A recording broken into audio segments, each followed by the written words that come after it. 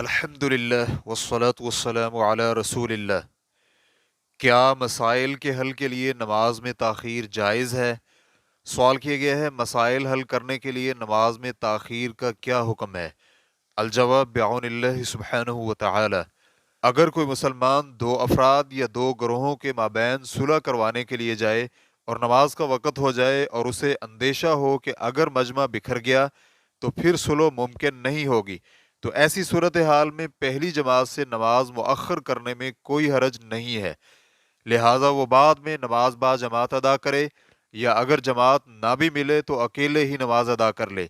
یہ جماعت چھوڑنے یا جماعت کو قدر مؤخر کرنے کے لیے عذر بن سکتا ہے۔ چنانچہ بخاری حدیث نمبر 2690 اور مسلم حدیث نمبر 421 میں سہل بن سعد رضی اللہ عنہ کہتے ہیں کہ بنو عمر بن عوف کے کچھ افراد کی باہمی چپکلش تھی، تو نبی علیہ الصلاۃ والسلام اپنے چند صحابہ کے ساتھ ان کے پاس صلح کروانے کے لیے گئے اور نماز کا وقت ہو گیا، لیکن آپ صلی اللہ علیہ وآلہ وسلم واپس نہ آئے۔ بلال رضی اللہ عنہ نے نماز کے لیے اذان کہہ دی، نبی علیہ الصلاۃ والسلام پھر بھی واپس نہ پہنچ پائے، تو بلال رضی اللہ عنہ ابو بکر صدیق رضی اللہ عنہ کے پاس آئے اور بتلایا کہ نبی علیہ الصلاۃ والسلام نماز کے لیے نہیں پہنچ سکے اور نماز کا وقت ہو گیا ہے، تو کیا آپ لوگوں کی جماعت کرواؤ گے؟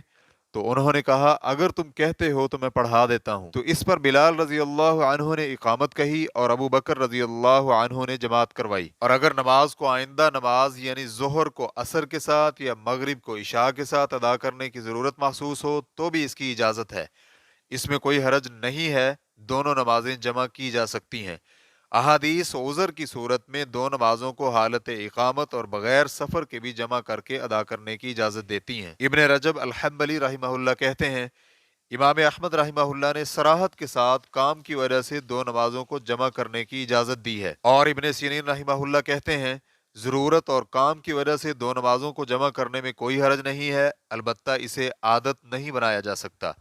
ریفرنس کے لیے دیکھیے فتح الباری از ابن رجب جلد نمبر 3 صفحہ نمبر 93۔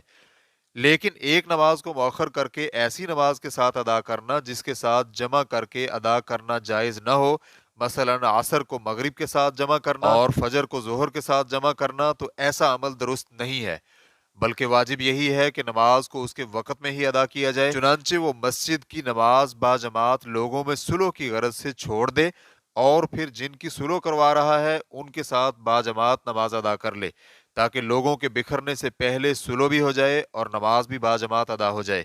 واللہ تعالی اعلم۔ اسلام کیو اے ریکارڈنگز، مؤسسۃ الشیخ محمد صالح المنجد، المملکۃ العربیۃ السعودیہ، فتویٰ نمبر 153812۔ والسلام علیکم ورحمۃ اللہ وبرکاتہ۔